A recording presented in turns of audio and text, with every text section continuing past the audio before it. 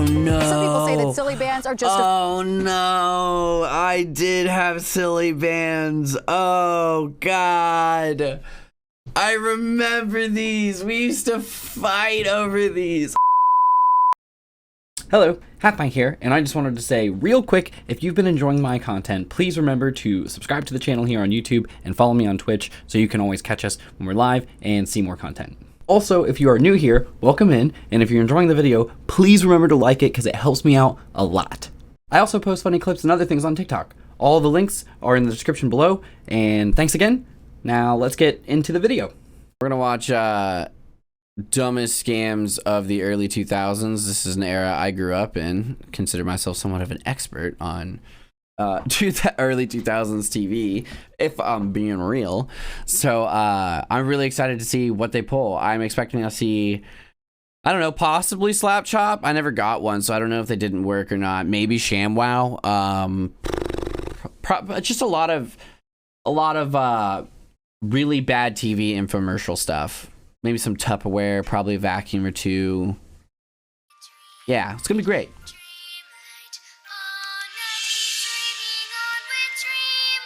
Okay, does anyone see the problem with this product? Someone really said, wow, Pillow Pets may be one of the biggest successes in children's toy history. You know what we should do? Let's put a giant hunk of plastic in the middle of it that emits an obnoxious amount of light and charge double. Now that's what I call a good night of sleep. Guys, I don't care how happy or amazed this child looks. It doesn't change the fact that this product is purely a gimmick. Admittedly though, I'm a huge sucker for products that I see on TV. In fact, I ordered this bacon cooker thing like 2 months ago and I'm still waiting for it to arrive. It's not going to show up. It's not going to show up. All this being said, it's worth noting that even today, we're still surrounded by these sketchy products and... He ordered a bacon cooker off of TV. Oh, man. Do you call that financial Darwinism? Like, what? Oh, God. The bacon cooker is the pan on the stove. Services that come in many different shapes and sizes. The only difference is that now we know how to use the internet, so we don't have to call the cops when there's a hot single in our area that wants to talk to us. So today, let's take a trip down memory lane and regret every purchase that we've ever made because spending money is actually terrifying.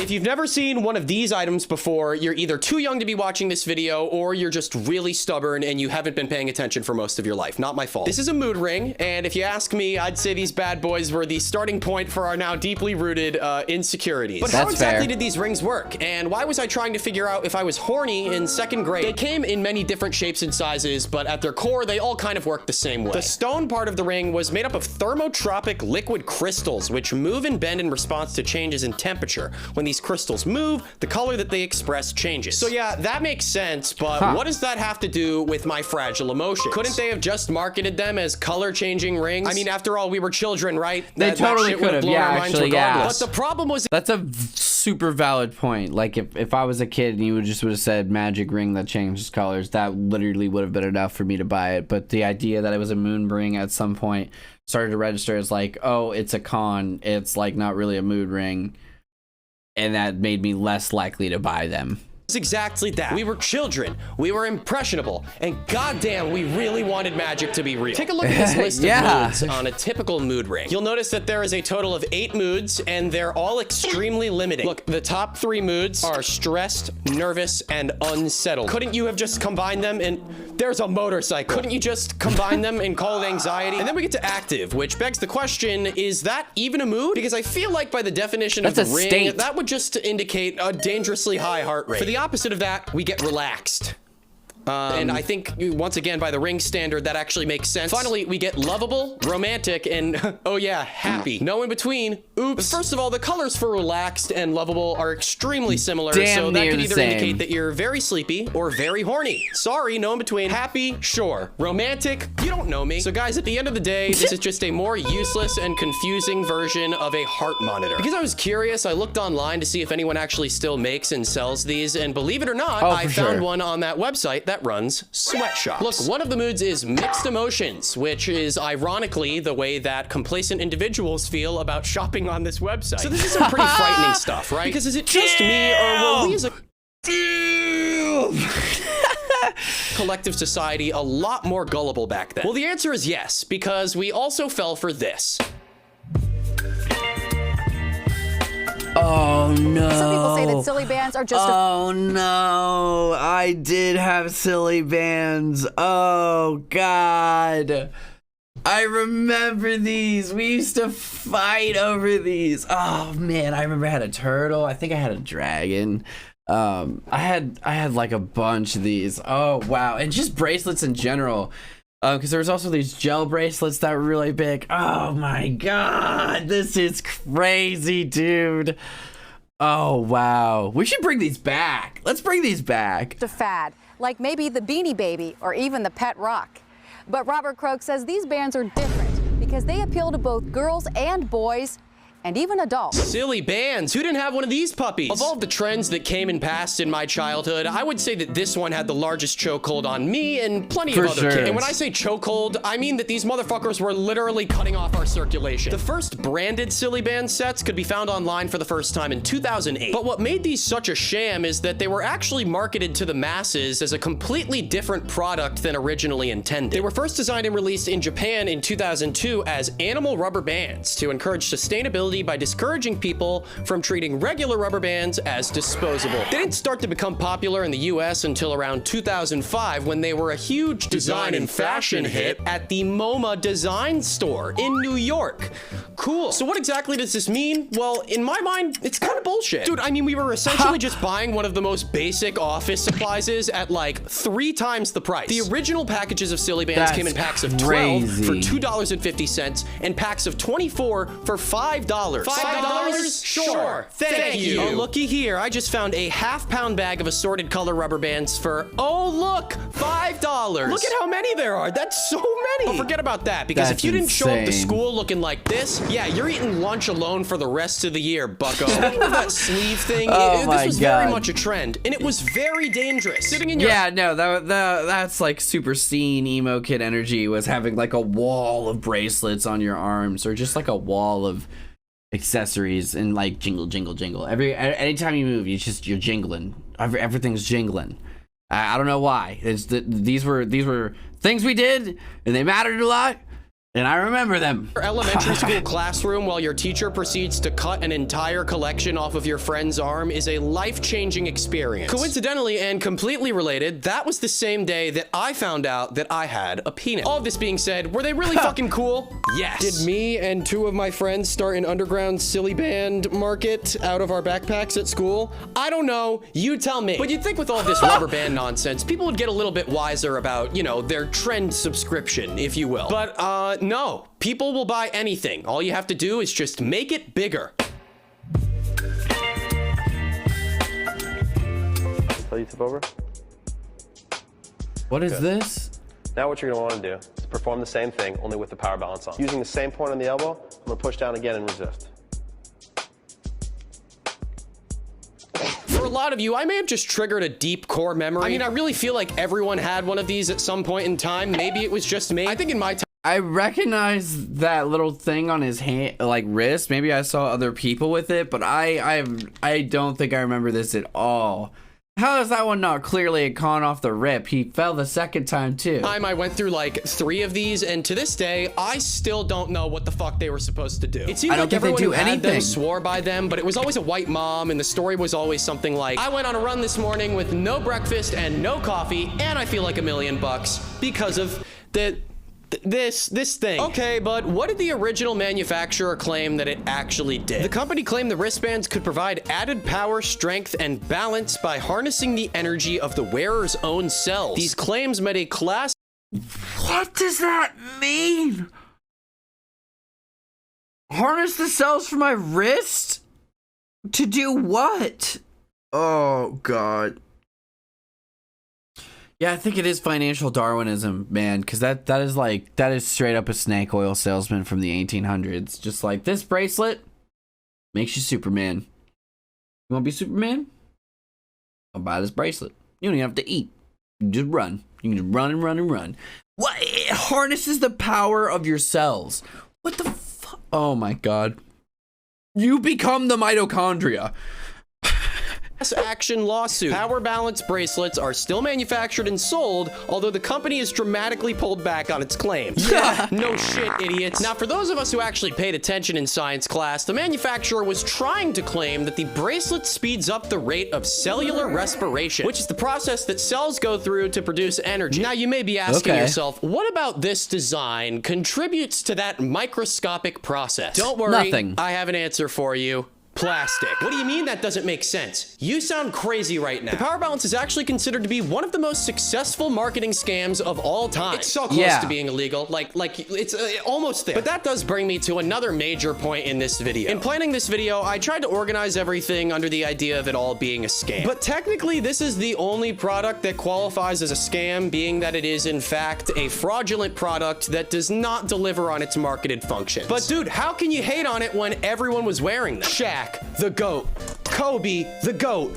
Bill Clinton. Oh, okay. Yeah, now it makes sense. So now we're gonna transition a little bit because these products are what I would consider to be commonplace. They were so popular that they could be found in just about every store, so there was no need for any mass marketing via TV commercials. What about the products that did require that format? What about the commercials that we saw every single day without fail?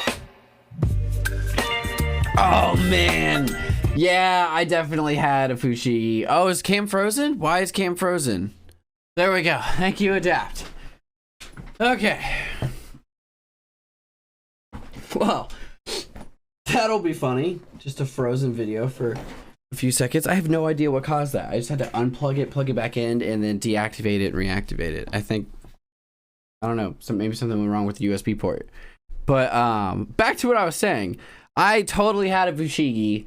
And I never learned how to do anything cool with it ever. I could do like and that was it, but that was like not hard to do.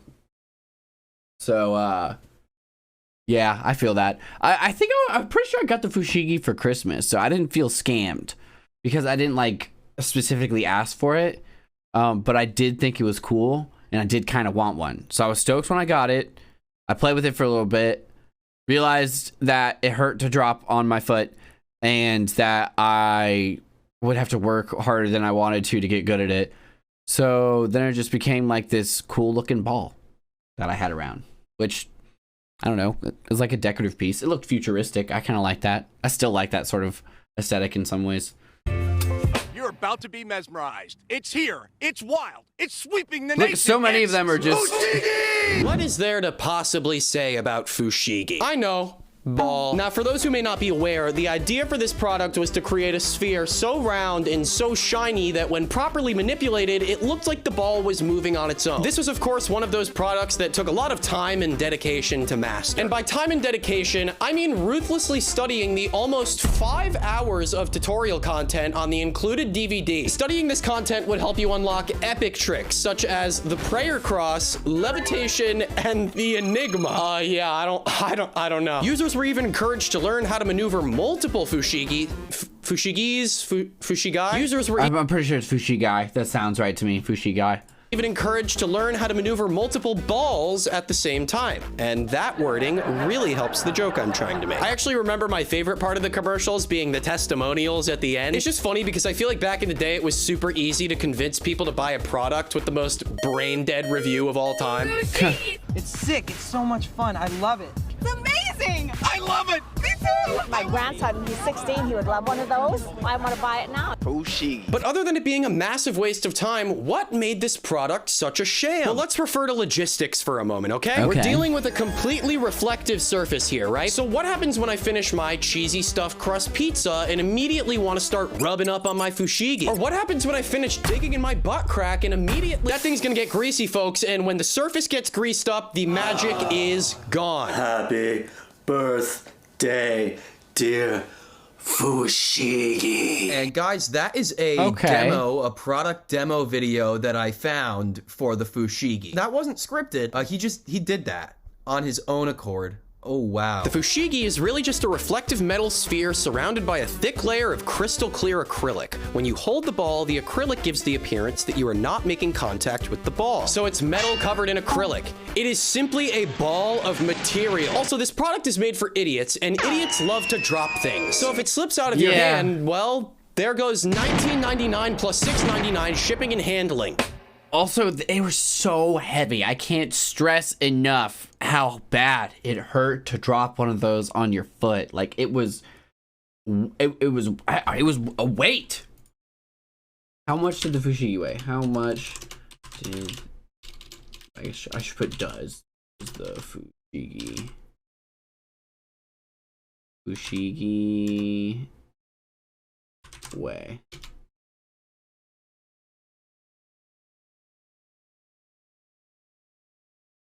What? This says 8.5 ounces. There's literally no way.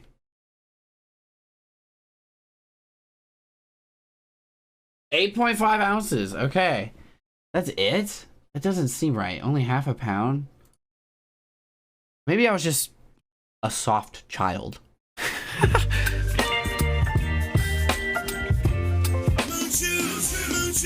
Moon shoes! Kid-powered fun anti-gravity shoes! Moon shoes, I never had baby. moon A toy shoes. every kid wanted, but seemingly never acquired. Was this because our parents think we didn't need them, or was it because of the obvious fact that these shoes were just glorified death traps? To this day, I have worn. I mean, yeah, I could definitely see, oh man, now thinking about that, especially with like stairs or something, I could see that being just a nightmare, or like trying to run.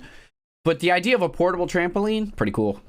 A pair of moon shoes a total of 1 time in my life, and I can confidently say that that was the most terrifying 3 minutes of my entire life. Do you see how the children jump and move in the commercial? This is an inhuman amount of nimbleness. However, I want you to take a very close look at this opening shot where the children jump towards the camera. Can we agree that they're not jumping high at all? Because to me, they look like losers. Moon shoes were first launched in 1992 and were marketed as lightweight shoes made of high-density plastic with adjustable Velcro nylon closure straps that gave kids the illusion that they were walking on the moon. Now, what they won't tell you is that these shoes actually required the individual to assemble it themselves, using up to 100 rubber bands, making the build time anywhere from 30 minutes to an hour. Fuck no. What child is going to be capable and willing to complete that task? That would be like if Pokemon cards required you to soak the cards in water to find out what you got.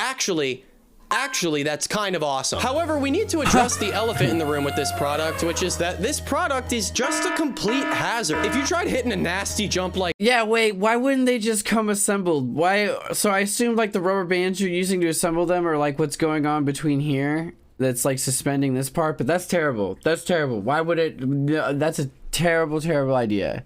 And then accidentally landed on the wrong part of the shoe, your foot and ankle would fracture so badly that it would just become part of the shoe. I found this product demo video of this lady using the shoe, but you'll notice that she never jumps and also grounds herself as much as possible. This is the definition of fear, okay? Although the product was never recalled, there have been multiple accounts of various leg and ankle injuries associated with the shoe. Can you even possibly imagine the embarrassment in the emergency room after that? Yeah, doctor, I spent 30 minutes to an hour building my own personal saw trap, and if I get out of here, I'm gonna do it again. By the way, at the end of the commercial, the lyrics to the song literally say, "Jump to the moon, it's a necessity." Jump to the moon, it's a necessity. Why is it a necessity? What's waiting for us on the moon that we don't know about? Because we're American. We're American. We go to the moon. It's what we do. Saying that Moon Shoes did not provide the service advertised, or at least not to the fullest extent. The only place I was able to find the most recent model for sale was on Amazon for $36, but don't worry, guys.